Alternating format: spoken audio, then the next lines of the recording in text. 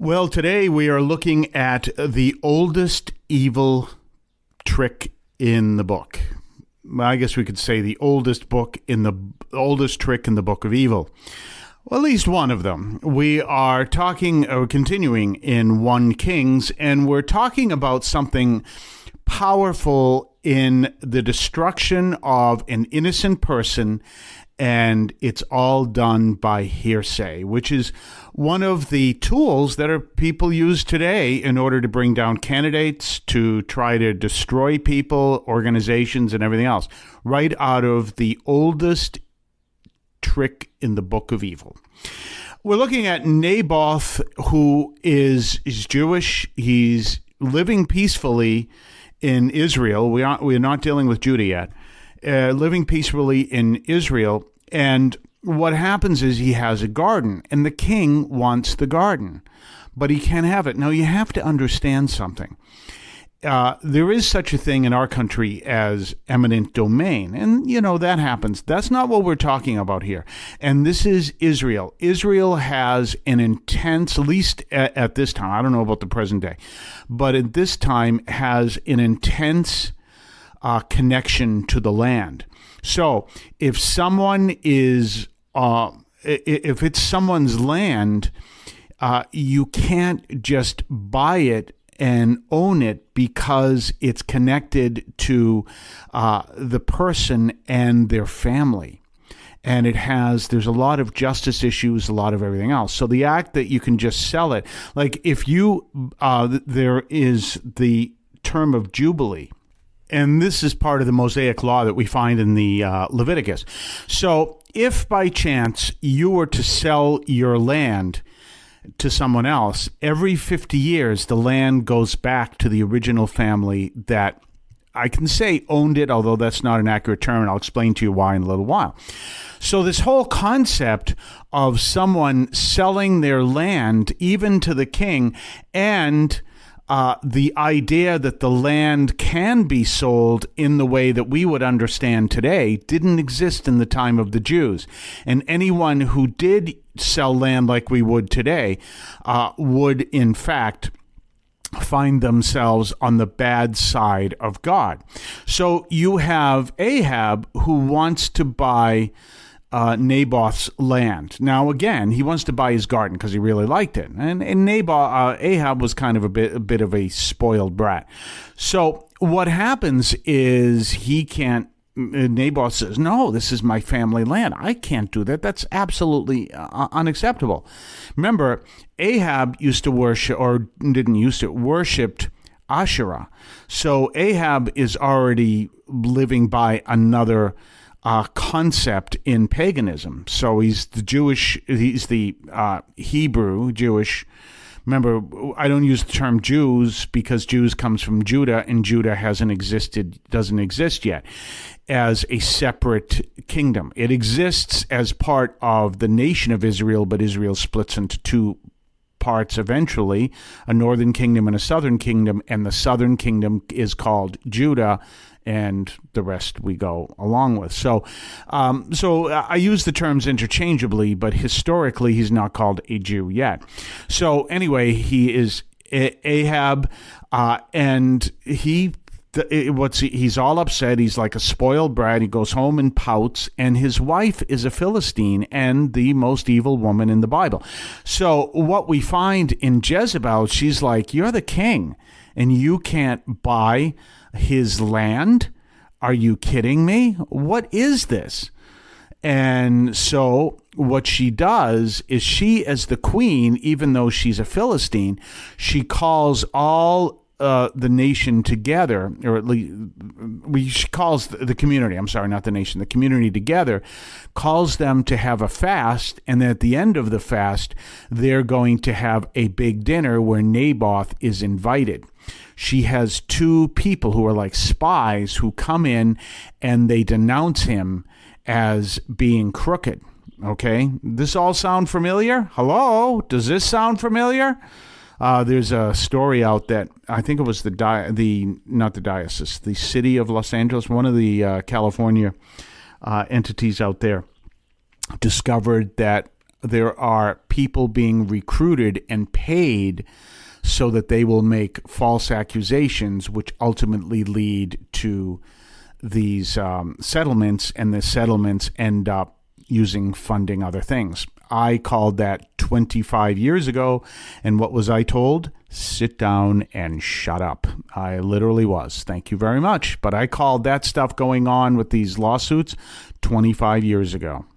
So, and what was I told? I told you, sit down and shut up. I won't mention anyone's name of who told me or what kind of hat they wore.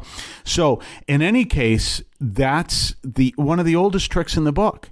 And so what happens is this is another trick. We're watching this happen, and I'll be discussing that later on. There's another trick. She gets people upset. Always keep in mind that one of the oldest political tricks in the book, and this is something you're watching happen right now, is you get people riled up, you get them emotionally charged, either on a joyful or an anger, usually it's anger, or whatever.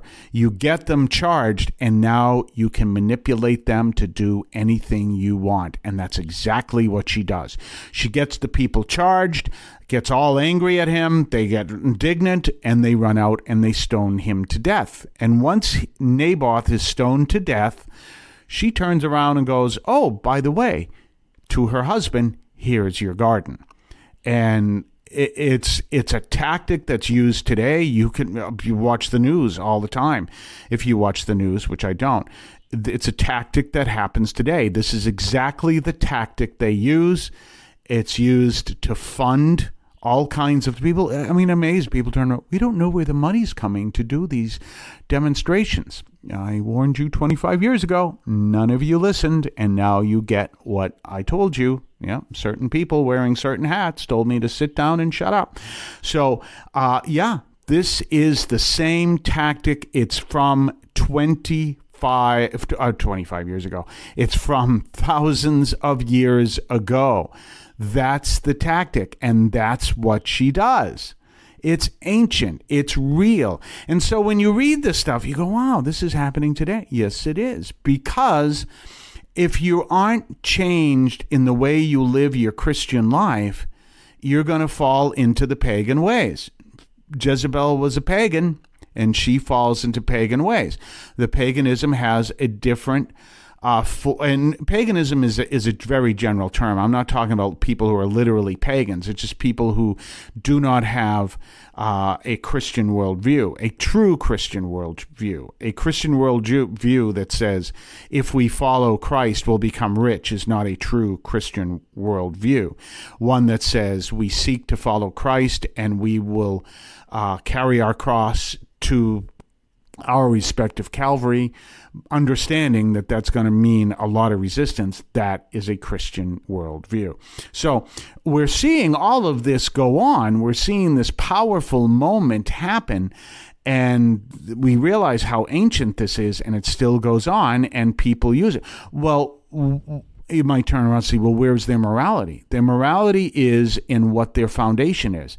If you're in what's the morality of Jezebel? The morality is she married the king. The king can do anything he wants. He wants this garden. The owner rightfully says no. She's not from Israel. She is a Philistine. She's going to use the same tactics the Philistines use, and she's going to say our morality is he's the king. He can do anything he wants. And there you go. That is an early understanding, by the way, of the divine right of kings, which comes back into the Middle Ages. And the divine right of kings, as Robert Riley explains, and you can, if you ever hear one of his talks or interviews, he's wonderful, explains that was someone who, it was, I believe, was it William of Orange? He came out and he said, God is God and God can do whatever he wants. And if the king represents God, the king can do whatever he wants. So the fruit of that is similar actions to what you see Stalin do. Jezebel does the same thing that Stalin would do. And Stalin followed King Louis XIV. King Louis XIV said, "L'État, c'est moi." The state is me. Stalin said, the committee is me. And he took himself to be able to do anything he wanted. He just built on the divine right of kings, and he did exactly what Jezebel did. He also had religious training, by the way, in the Orthodox faith, but he had religious training. So you can see, you look at this and saying this tactic that they did thousands of years ago is the same tactic that is used today in the same way by people. Some claim themselves Christians. Obviously, they're not. It's absolutely, totally unjust, and it is something that's condemned by God. Now you turn around and say, well, we are a protected nation. God protects us. You think so? You're violating Leviticus. Now, there are certain laws in Leviticus that clearly don't apply. Acting out of injustice is not one of them. And granted, we have a whole different system of ownership, but to turn around and have this system where you can falsely accuse someone and get money for it and then use it to fund either political parties or use it to fund political movements or protests or whatever, right out of the Book of Kings, and it is just as evil now as it was then. So if we're allowing this to happen as a nation, are we protected by God? Don't bet on it. It's really powerful stuff that we're seeing here over and over again. We're going to be back on the other side of the break. You're listening to the Catholic Audio Media Podcast. Have you ever wanted to read the Bible but didn't know which readings to check out? Well, how about looking at the Church's daily readings? You can find them at the website of the United States Conference of Catholic Bishops. Just go to bible.usccb.org and click on the date that pops up on that page. There are other options on that page as well. That is bible.usccb.org, and click on the date and you will see the daily readings for your own prayer and study of the Bible. This is a prayerful tip from St. Anthony Parish in Allston, Massachusetts. Don't forget to subscribe to us on Patreon. Patreon.com/Catholic Audio Media. Patreon.com/Catholic Audio Media. Check us out. Check what we have to offer. Previews of upcoming podcasts. Previews of upcoming columns over at catholicaudiomedia.substack.com. Your ability to comment, make suggestions, even make suggestions in upcoming programs. Check us out. Patreon.com, Catholic Audio Media. We're back, and I'm probably going to be talking about this in a lot of ways, but we're looking at this case of Karmelo Anthony, who has just been convicted of stabbing Austin Metcalf, stabbing and killing Austin Metcalf, little over a year ago, and there's a lot of emotion with this and a lot of anger with this. And one of the issues that's at the bottom of this, which is important, and I want to be careful how I say this because this can come out very wrong, and I don't mean it that way. So I'm going to make sure I say it in a way that doesn't come out wrong. There is a lot to this case, and obviously because it's a murder case, the victim can't testify. So there are certain things here. But one of the things that has happened, and none of this is alleged anymore because he's been convicted, but let's look at the case. You had a very angry teenager who is someplace where he shouldn't be, in theory, as I understand this. This other teenager who happens to be white, the one who is where he shouldn't be, is black. He decides he's going to he tries to get him to leave this tent that belongs to their team, and he comes from another team and tells him to leave. And ultimately, the teenager, Karmelo Anthony, says no and says, "Touch me and see what happens." And that's what Metcalf does. And he grabbed Anthony and to literally remove him from the tent, and immediately he is stabbed and killed. There's a whole bunch of ways to look at that. And a lot of people look like, well, see, he's guilty. Let me tell you something I say all the time. When something ends up in a court of law, that means there is failure. The only reason why things end up in a court of law is because things couldn't be addressed either before they happened or after they happened in a way that is on a human level. the court of law means there was a failure, and there was a failure there. Simple rule. This is always a simple rule. And I'm not putting blame on anyone. It's a rule that we all have to know. It's extremely important, especially your children and teenagers.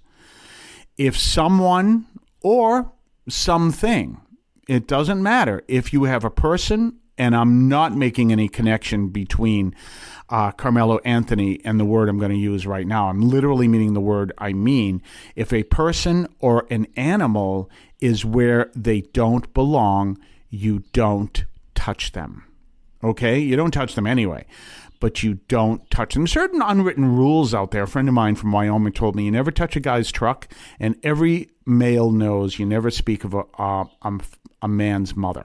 Those are two rules. You never do. Well, that's another one. If someone or some creature, either a person or an animal, is where they don't belong, you don't, and they are aggressive, you don't touch them, ever. And the reason is, if we take the animal side, we take, like I saw this happening in Chelsea, Massachusetts. This was years ago. It was almost 30 years ago. In Chelsea, Massachusetts, there was an opossum during the day on the street in the city. Opossums are nocturnal animals. So if you see one during the day, stay away from it. Call animal control. They belong in the woods. If you see them in the city, even more so, call animal control.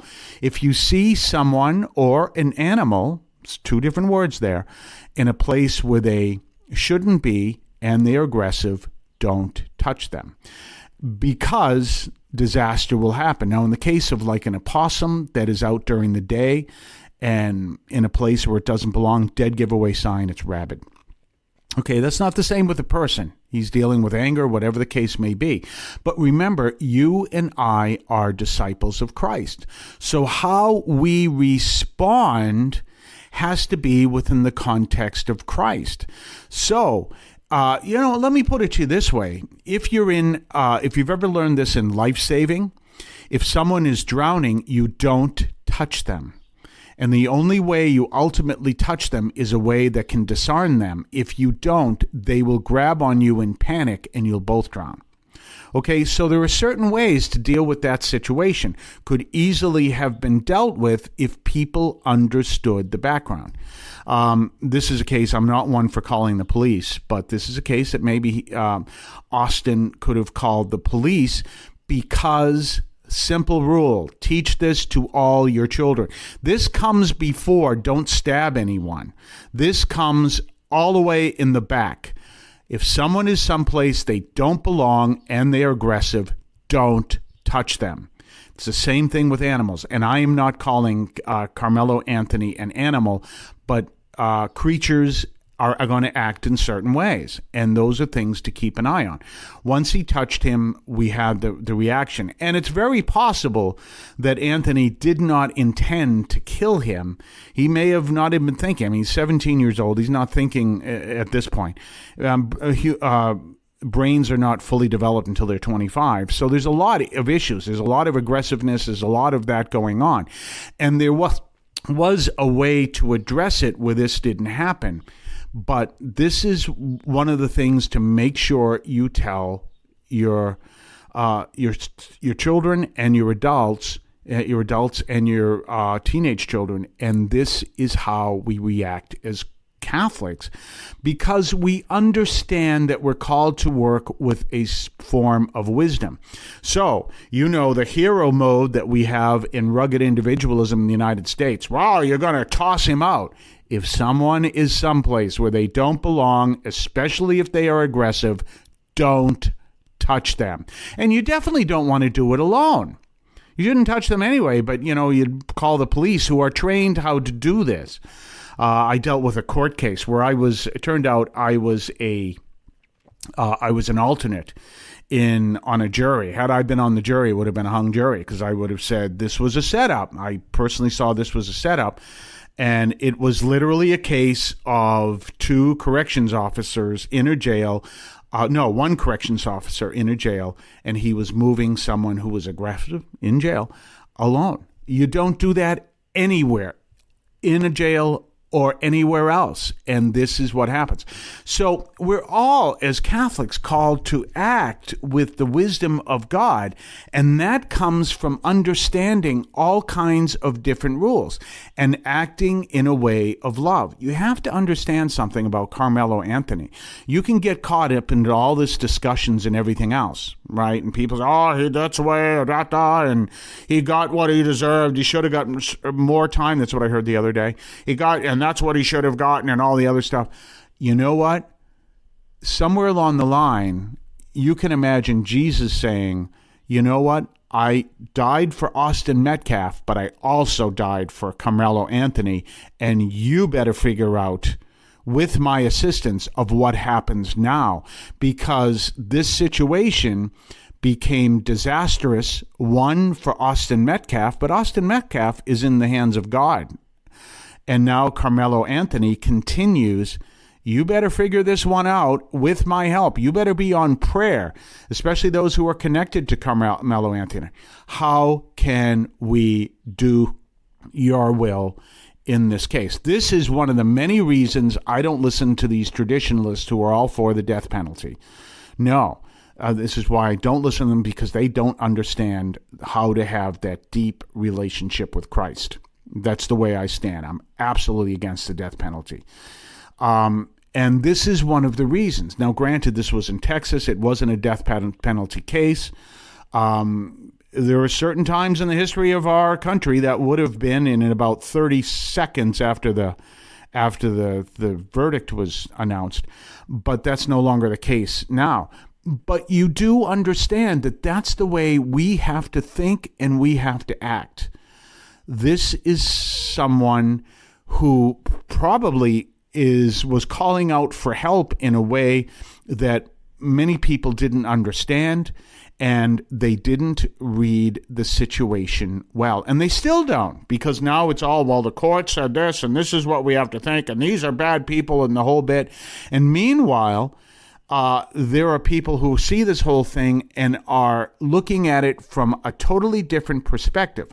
Legally, bottom line, slam dunk. Karmelo Anthony killed Austin Metcalf, whether he intended to or not, but he used a knife, plunged it into his chest, whether that was his intention or not, and Austin Metcalf died on the spot. But let's be straightforward. Simple rule that, if followed, would not be the case. We'll be back right after this. Did you know that Catholic TV offers free apps for both Android and iOS users? Visit the website catholictv.com or your app store to download this faith resource to your device. Don't forget to subscribe to us on Patreon, patreon.com/Catholic Audio Media, patreon.com/Catholic Audio Media. Check us out. Check what we have to offer, previews of upcoming podcasts, previews of upcoming columns over at catholicaudiomedia.substack.com, your ability to comment, make suggestions, even make suggestions in upcoming programs. Check us out. Patreon.com, Catholic We're back, Audio Media. and tomorrow we're going to continue the story of Naboth and Ahab. The focus will be on Ahab, and we're going to be talking about this because, remember, he got away with it. Not from God's perspective, and we're going to look at that. So, in any case, that's coming up tomorrow. Remember, we are here every single day, Monday through Friday. The program drops around midnight Eastern time, from what I understand how computers work. I hope you enjoyed. If you haven't heard it, definitely listen to the interview with Father Philip LaRay, on AI and the Pope's encyclical and all the other programs we do. In the meantime, we will be back tomorrow. Have yourself a blessed day. Yeah, you know the real is back. Father Carr Chaplain from the city of champions, dropping daily reflections coming straight from the field. The raw truth revealed for the strong-willed. It's the Greatest Act of Defiance podcast with your host Father Carr, a message built to last. The Greatest Act of Defiance podcast. That's right, the Greatest Act of Defiance. Word up. Word up. Word up.